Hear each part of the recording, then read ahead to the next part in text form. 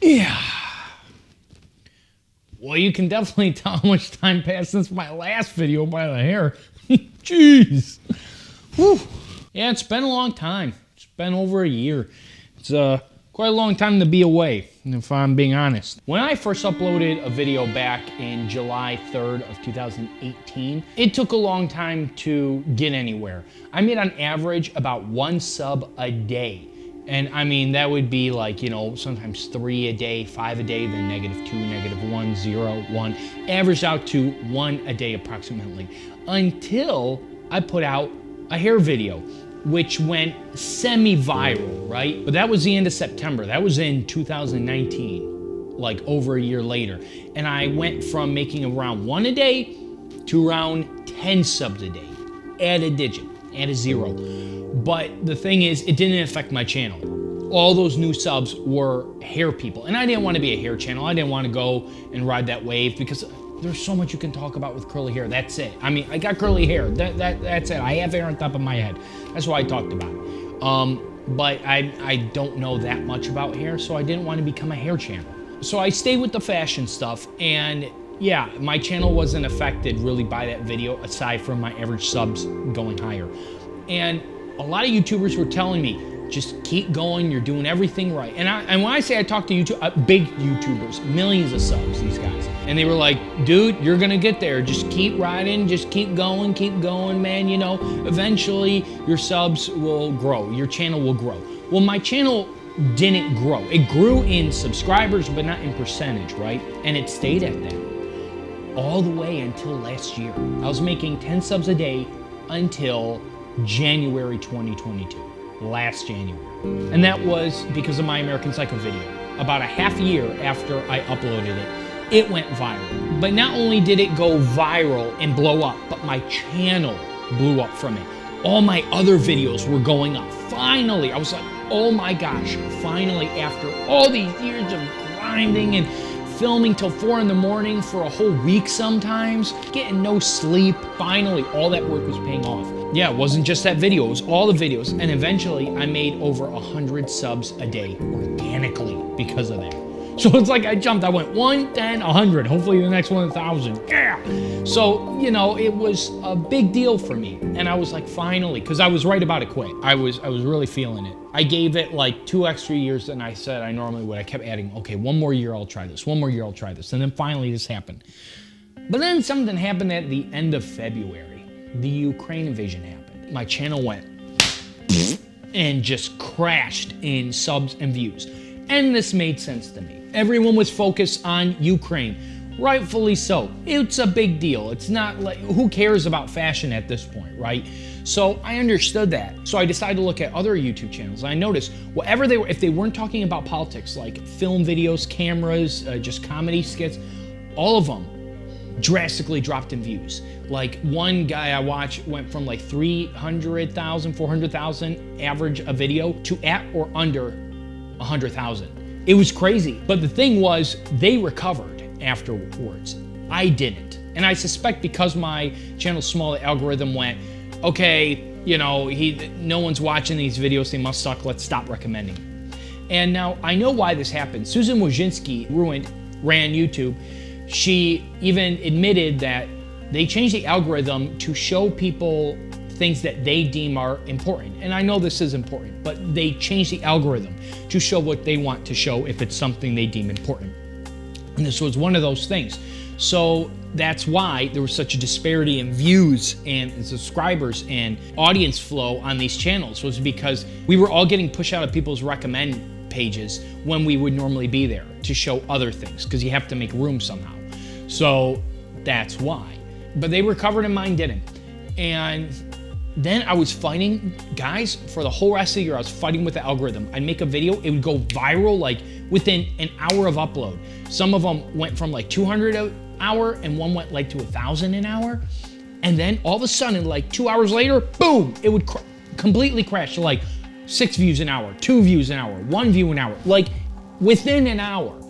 So it was, I couldn't explain it either because the videos were doing great. They were watching the majority of the video, the retention rate was great, the subscription rate was great and high, The comments were great, the likes were great, so there was no reason for YouTube to stop recommending it.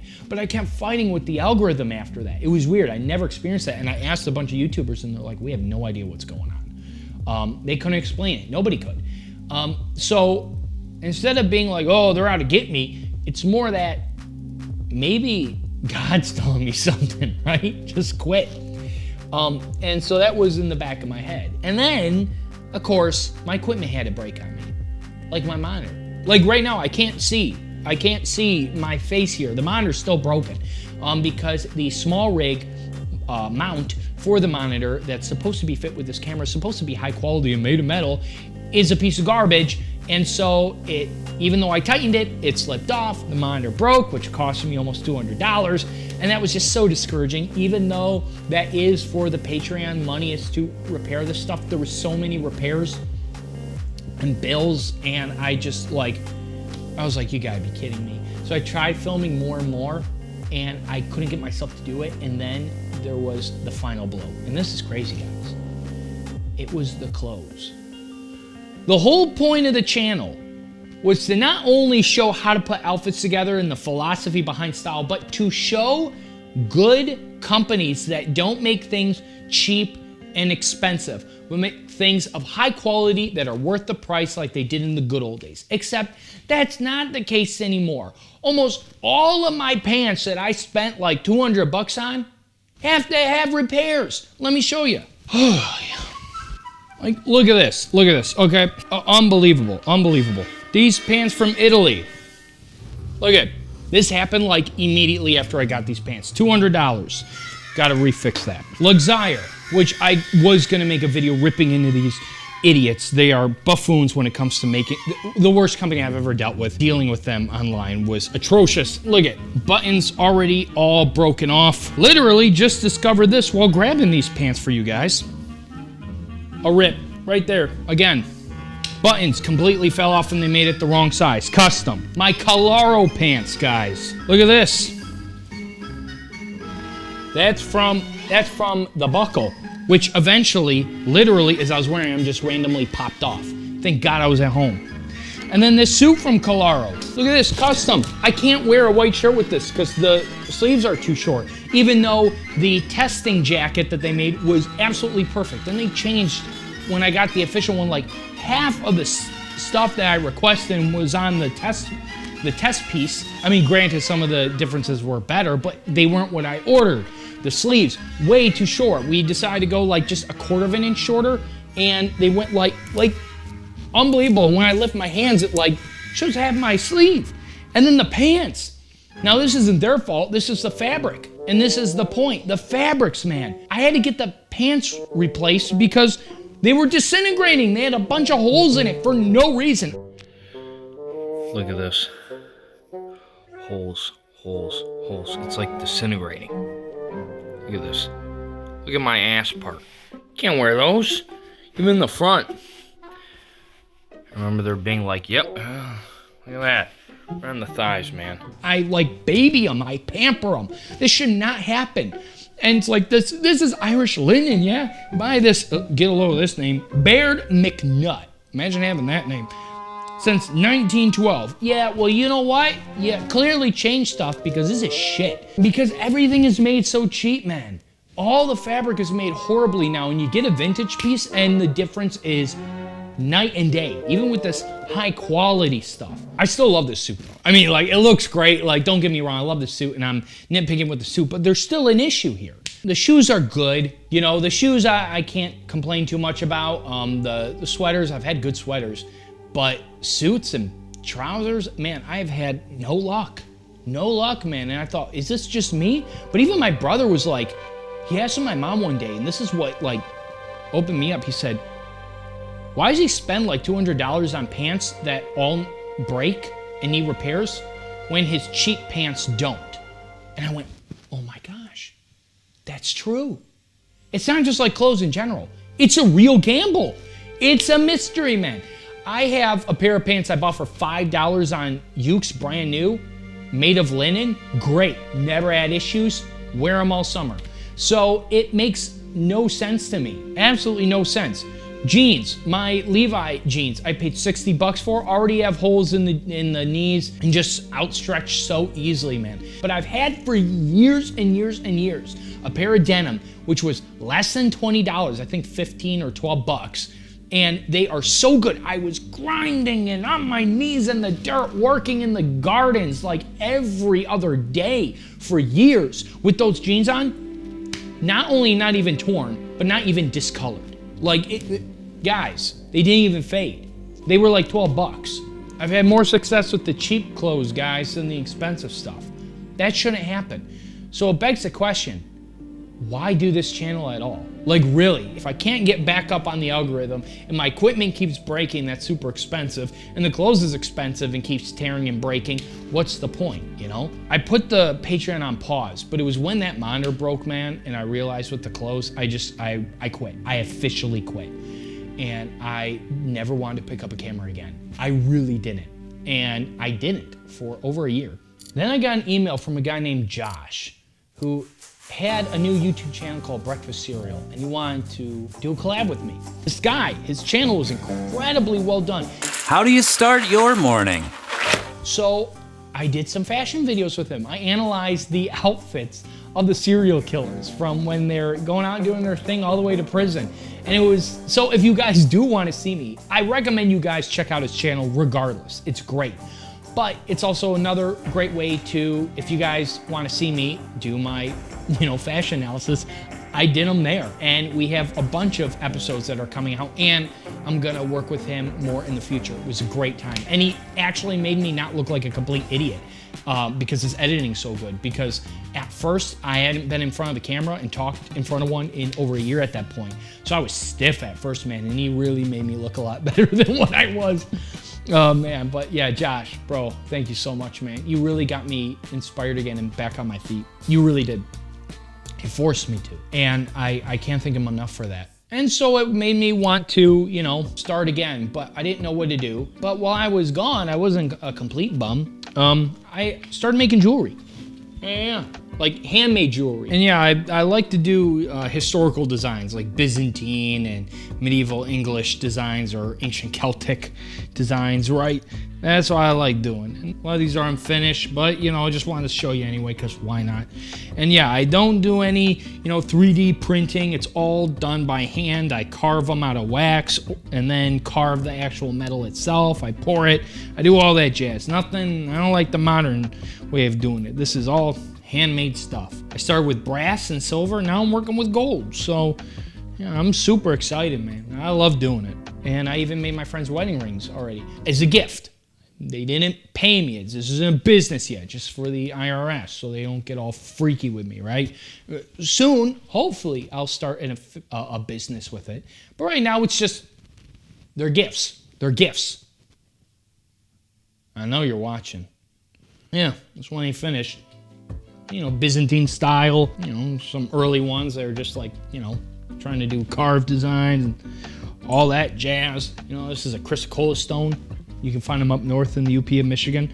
Beautiful stones. So my first one, putting a stone in it's called like the Roman bezel.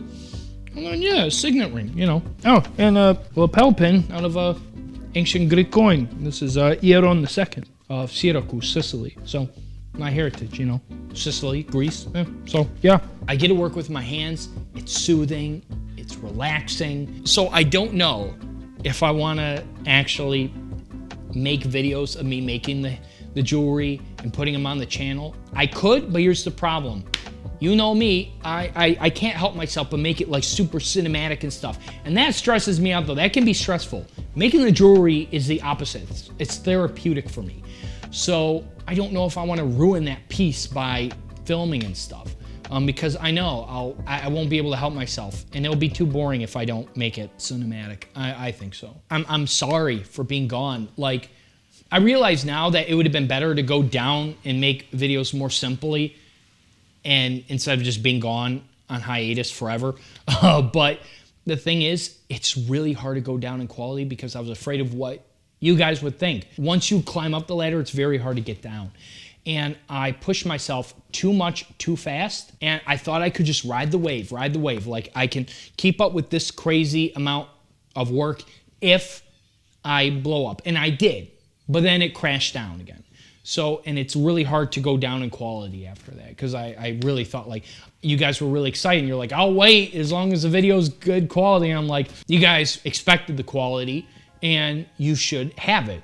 So I felt really bad, and that's why it was again, it was my fault for doing that though. It was completely my fault. But I won't be off of YouTube. I started a history channel, Scullion History. If you guys want to check that out, I'll have a link in the description below. I wanted to be a Byzantinologist back when I started college.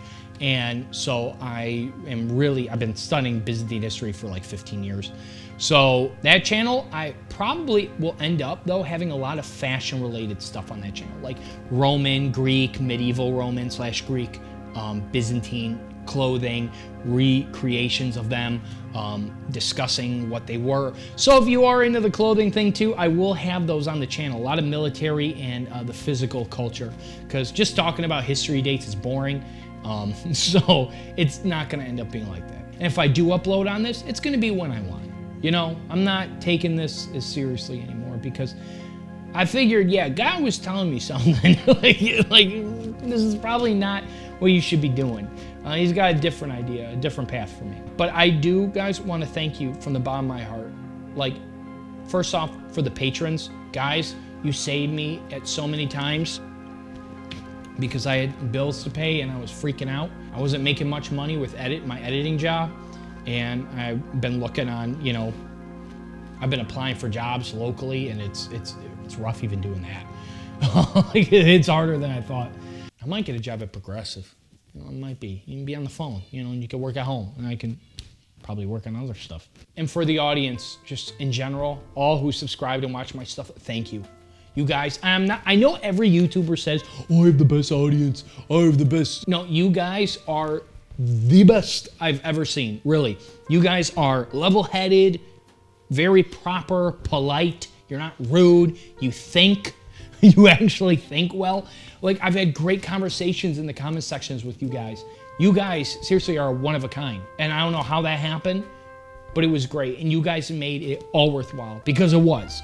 I'm not regretting a thing of what I've done. I made so many great connections with people. I got a good portfolio now for film work, and it kept me excited for so many years. So thank you. Really, thank you guys. And you guys are the best. And that's the part I miss the most, is you guys. Not making videos. I miss you guys and interacting with you guys. Thank you. Thank you so much, guys. Oh yeah, with that being said, thank you guys so much from the bottom of my heart. And I will see you all on Josh's channel and the Scullion History. Adio. Oh, I hope that was better. I don't want to sound like a Debbie Downer, man. No way.